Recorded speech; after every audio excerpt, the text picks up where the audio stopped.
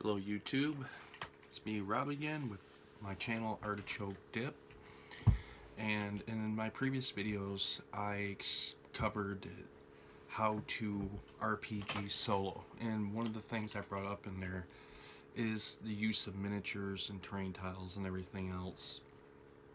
And it's kind of a hybrid system of our miniature wargaming with RPG elements, and for a lot of game systems that's not too far-fetched today.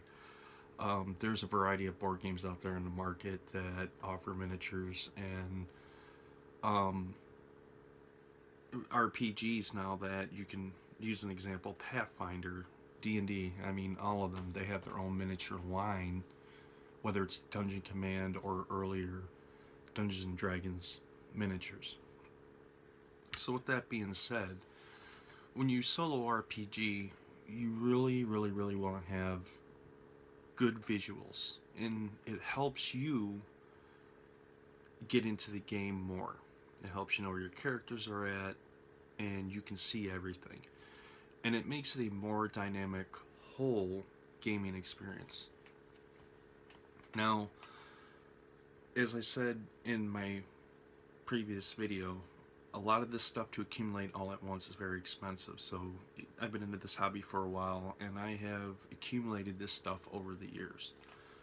And a lot of the stuff where I got it from, before I show you here, was from the HeroScape system. And if you're not familiar with that, you can always Google it.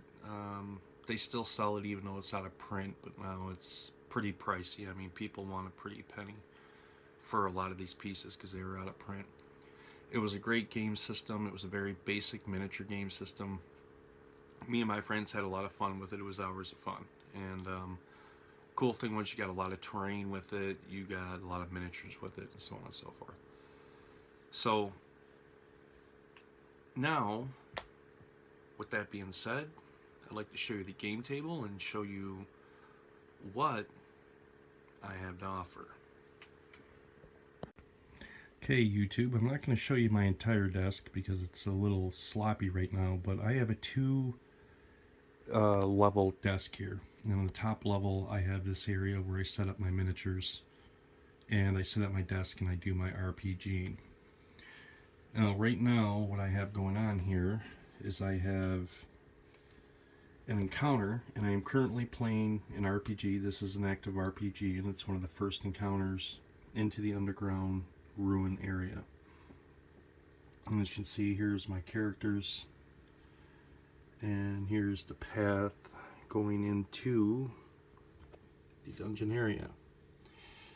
And to give you an example of what I was talking about with the dice when I brought that up, about using dice to mark your encounters to keep better track of who's where and what's going on.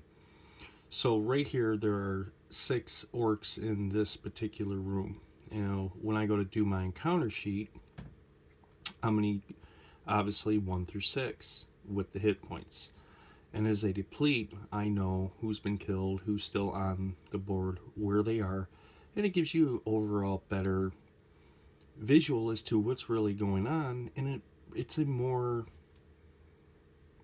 robust RPG experience. Now, solo RPGing isn't for everybody, and I understand that. For a lot of people, and like even for me, I enjoy a game group experience, but with the hours that I currently work, it makes it real difficult to actually get out and play in a group, because I just have very odd hours to gray shift hours, you could say.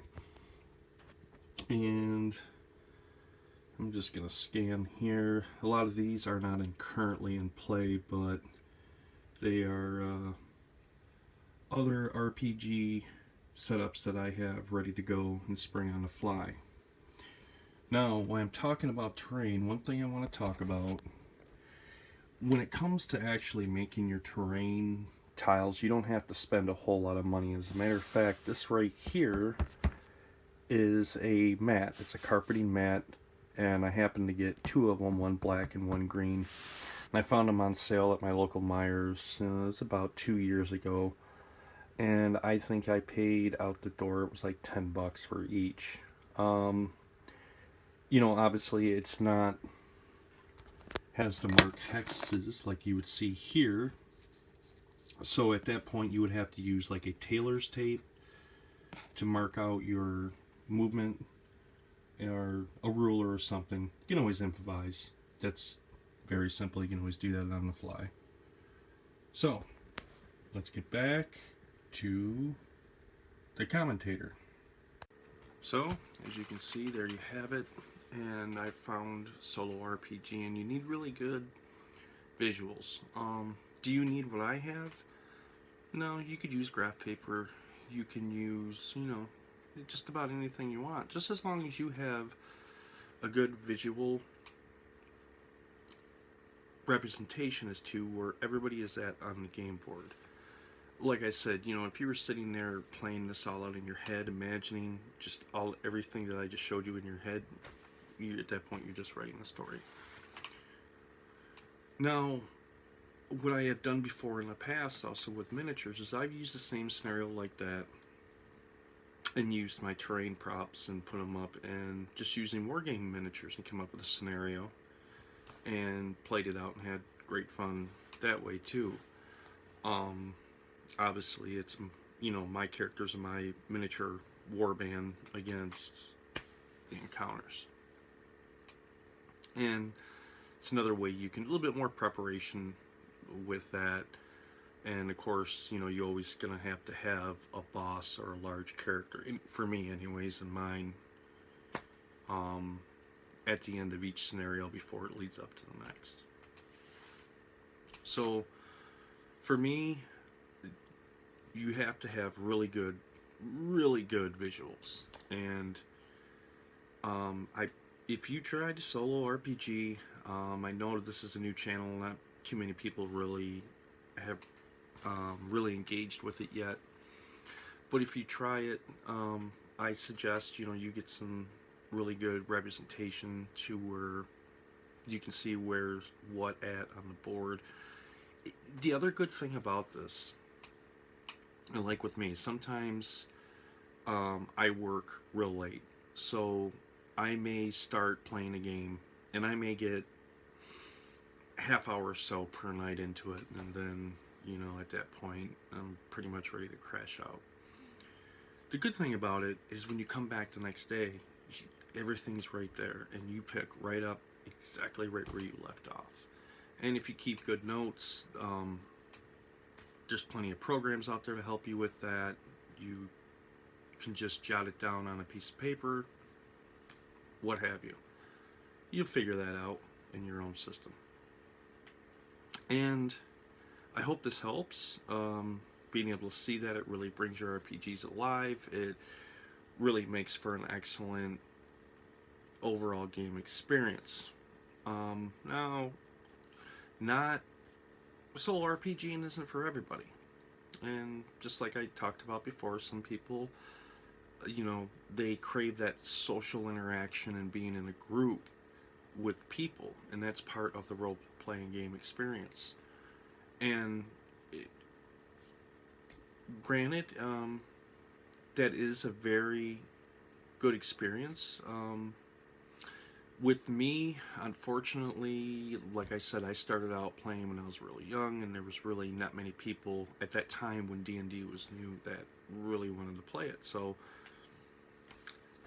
my introduction to the game was reading all the modules and starting to develop systems for me to play this game by myself.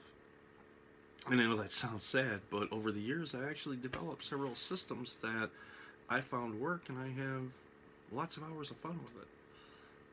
As a matter of fact, to the point that when I have game groups with other people in similar scenarios, of course I kept this to myself, it was funny to sit back and watch how everything played out, the game mechanics and everything, and to be honest with you, the only thing I noticed that was different was,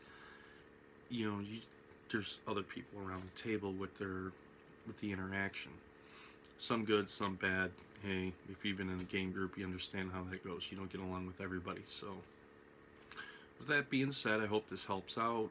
If you haven't subscribed, please subscribe to my channel, leave a comment, or give me a like. And if you like this video, let me know and I will do more like it and demonstrate some more terrain scenes and ideas. And with that being said, this is Rob with the Artichoke Channel, out.